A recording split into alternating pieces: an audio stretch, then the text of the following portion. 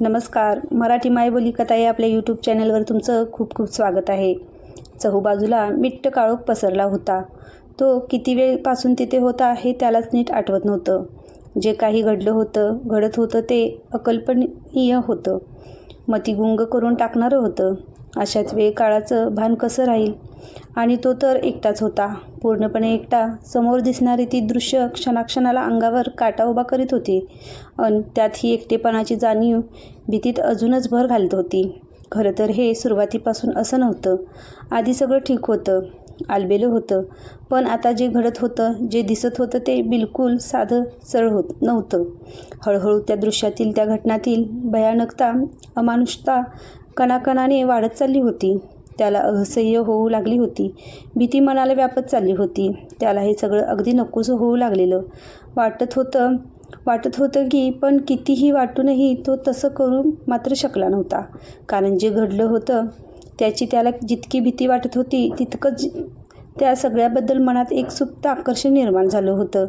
त्याला स्वतःलाही या भावनेचं आश्चर्य वाटत होतं.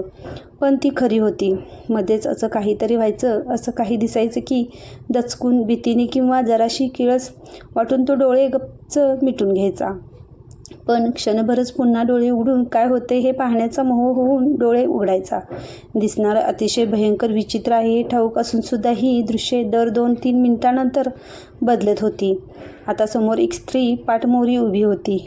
लहान चणीची, गव्हाळ वर्णाची, केस मोकळे सोडलेले, एक फिकट निळ्या रंगाची साडी नेसली होती.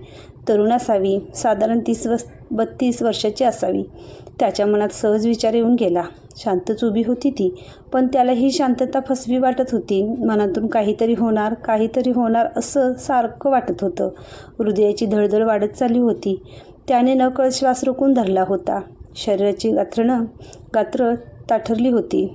नजर तिच्यावर खिळली. ती तशीच स्तब्ध. वेळ जसा पुढे सरकत होता तसा त्याला मनावरचा ताण असहनीय होऊ लागलेला. सेकंद तासा एवढा वाटू लागला होता. छातीतील धडधड स्पष्ट जाणवत होती. तिची मान झटकन मागे वळली. पूर्णपणे फक्त मानच. ती होती तशीच उभी होती, पाठमोरी. त्यात तिचे डोळे पांढरे फटक, त्यात बुबळेच नव्हती. आणि तिच्या ओठावरचं हास्य भयंकर, विकृत. पण एवढं निरीक्षण तो करूच शकला नव्हता. जशी तिने मान पूर्णपणे वळवली तसा त्याच्या काळजाचा आणि संपूर्ण शरीराचा थरकाप उडाला. त्याच्या तोंडून किंकाळी बाहेर पडली.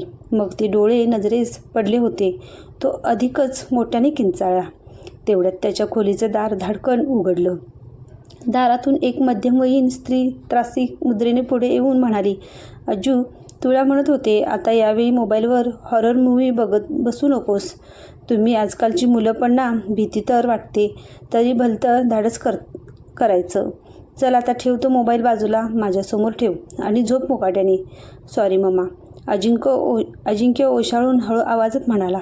आणि त्याने समोरच्या होल्डरमधून मोबाईल काढून मोबाईल पलंगाशेजारच्या छोट्या टेबलावर ठेवला आणि होल्डर टेबलच्या ड्रॉवरमध्ये ठेवून दिला. पाय सरळ करून पुढे सरकून ब्लँकेट ओढून घेऊन तो झोपला. त्याची आई मान हलवत स्वतःशीच हसली. मग खोलीच्या बाहेर पडून तिने दरवाजा ओढून घेतला. अजिंक्यच्या खोलीत त्याच्या डोक्याकडच्या भिंतीतील खिडकीच्या पडद्यावर बाहेरच्या दिव्याच्या खांबावरील दिव्यांचा उजेड पडला होता. त्या उजेडात पडद्यावर एक आकृती दिसत होती. केस मोकळे सोडलेली स्त्री होती. ही माझी कथा तुम्हाला कशी वाटली हे मला कमेंटमध्ये नक्कीच सांगा. आणि माझ्या चॅनल लाईक करा, शेअर करा, सबस्क्राईब करा. धन्यवाद.